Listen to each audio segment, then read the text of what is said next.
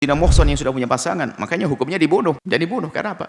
Luar biasa dia. Pengkhianatan dan seterusnya. Kepada Allah sudah punya yang halal. Yang namanya zina muhsan adalah siapapun yang pernah merasakan yang halal, kemudian dia melakukan berzina, itulah muhsan. Alhamdulillah. Hukumannya dirajam. Bahkan kadang, makanya kalau zina itu, kalau muhsan aneh. Dia sudah punya halal di rumahnya. Adapun yang bikir, perjaka, dia tidak punya halal di rumahnya. Perawan tidak punya halal di rumahnya. Itu pun dianggap sebagai kehinaan dan mengerikan. Tapi bagaimana itu yang punya halal? Sudah punya halal, tapi dia melanggar, merusak. Makanya ini adalah perlu dipangkas. Sehingga sampai dibunuh, kenapa? Dia merusak keluarga. Anaknya pun akan malu dengan keadaan semacam itu.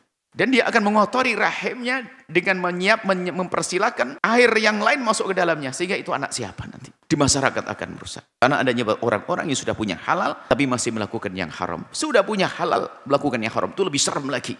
Yang punya halal masih melakukan yang haram, lebih serem lagi dia. Tapi tetap ada pintu, namanya pintu tobat.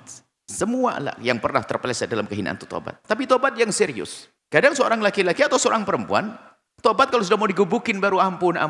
Di saat masih aman, masih saja. Kadang masih komunikasi dengan yang menzinainya dan seterusnya.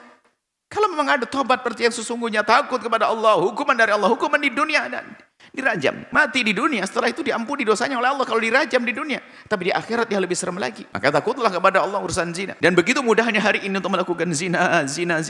Adanya alat komunikasi, bisa saja memanfaatkan waktu 5 menit, 10 menit untuk melakukan kehinaan. Maka kami ingatkan, hanya takut kepada Allah yang menghentikan itu semuanya. Belum lagi nanti unsur sebab-sebab orang terpesona untuk melakukan zina adalah tontonan-tontonan yang liar. Sehingga sering membanding-bandingkan yang halal tidak seperti yang dilihat di film-film, tidak dilihat di gambar-gambar. Kemudian juga mohon maaf komunikasi bebas dengan orang lain. Padahal istrinya adalah baik, suaminya juga baik. Cuman karena biasa komunikasi liar sehingga merasa, oh orang itu kok lebih lembut dari suamiku. Orang itu lebih santun dari suamiku. Aku ingin merasakan kelembutan dia. Na'udzubillah. Namanya suami istri tentu dalam hidupnya ada permasalahan. Tapi dengan yang haram nggak punya permasalahan kecuali waktu zina saja. Zina sesaat, 1 jam, 2 jam selesai. Setelah itu berpisah, nggak pernah ngobrol tentang macam. Makanya seolah-olah dengan yang menzinainya adalah mesra yang dahsyat, tidak ada tandingannya. Kenapa? Memang hanya berzina saja. Tapi dengan suaminya ada saat masalah ekonomi, anak sekolah, biaya kuliah, biaya macam-macam. Ada tentu dalam rumah tangga ada permasalahan. Cuman begitulah setan membisikkan. Sehingga seolah-olah, oh dia lembut sekali dengan saya. Dia mesra sekali dengan saya. Terpesona melakukan kehinaan zina.